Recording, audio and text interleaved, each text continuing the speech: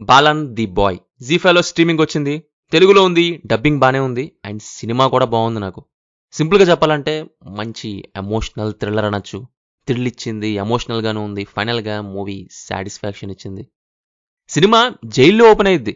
ఒక తల్లి కొడుకు రిలీజ్ అవుతారు. వాళ్ళు ఎవరు, అక్కడ ఎందుకు ఉన్నారు, ఎక్కడికి వెళ్తున్నారు అనే క్వశ్చన్స్తో స్టార్ట్ అయిన సినిమా నెక్స్ట్ ఏమైంది అనే క్వశ్చన్స్తో రన్ అయ్యిద్ది. ఇది బయటికి మిస్సింగ్ పర్సన్ మిస్టరీలా కనిపిస్తుంది. ఒక తల్లి, ఒక చిన్న పిల్లడు, వాళ్ళ జీవితంలో దాగి ఉన్న కొన్ని రహస్యాలు. కానీ సినిమా ముందుకు వెళ్లే కొద్దీ మనం చూస్తున్నది మిస్టరీ కాదు, ట్రామా. ఎలా ఒక మనిషి జీవితాన్ని మార్చేస్తుందో అనే సైకలాజికల్ జర్నీలా ఉంటుంది. ఇక్కడ సినిమాలో 2 ఫేజెస్ ఉంటాయి.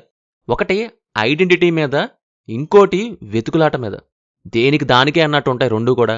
ముందు ఐడెంటిటీతో స్టార్ట్ అయ్యిద్ది. వీళ్ళిద్దరి జర్నీ భలే ఇంట్రెస్టింగ్గా ఓపెన్ అయ్యి అంతే ఇంట్రెస్టింగ్గా వెళ్ళింది.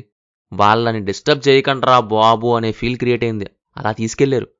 ఇలా ఒక ఇంట్లోకి వెళ్ళాక అక్కడ ఈవెంట్స్తో అంతా మారిపోవటం, సినిమాలో సెకండ్ ఫేజ్ ఓపెన్ అవటం ఉంటుంది. ఇదంతా ఏమో వేరే జర్నీ. మళ్ళీ ఇక్కడ సినిమాలో టెన్షన్తో పాటు డ్రామా అనేది స్టార్ట్ అయ్యిద్ది. క్యారెక్టర్స్ నచ్చేస్తాయి, వాళ్ళ ఫీలింగ్స్, వాళ్ళ క్యారెక్టరైజేషన్స్, వాళ్ళ ఇంట్రెస్ట్. ఇవి ఒకానొక టైంలో మనకు అనిపించిద్ది కూడా, ఏం చేయాలి, ఎటు వెళ్ళాలి, ఎలా బ్రతకాలి, ఎక్కడ బ్రతకాలి అనేలాంటి ఒక సిచ్యువేషన్ ఎదురయ్యిద్ది. అప్పుడు ఆ పిల్లోడి క్యారెక్టర్, ఇంకా తర్వాత తీసుకున్న రూట్, ఆ నెక్స్ట్ వచ్చే ట్విస్ట్, ఆ పిల్లోడు అడిగే ప్రశ్న మనసుకు హాయిగా అనిపించింది. ఈ సినిమా ఎంటర్టైన్ చేయడానికి హడావుడి చేయదు. మొదటి నుంచే సినిమా తన ప్రపంచంలోకి నెమ్మదిగా తీసుకెళ్తుంది. క్యారెక్టర్ని ఇంట్రడ్యూస్ చేస్తుంది, వాళ్ళ జీవితం ఎలా ఉంటుందో చూపిస్తుంది. ఆ తర్వాత ఒక్కో ఎమోషన్ని, ఒక్కో సిచ్యువేషన్ని చూపిస్తూ ఒక థ్రిల్లింగ్ రైడ్ని ఇస్తుంది. పర్ఫార్మెన్సెస్ వైజ్ అందరూ బాగా చేశారు. ఆ పిల్లోడు, టొవినో అండ్ ఆమె.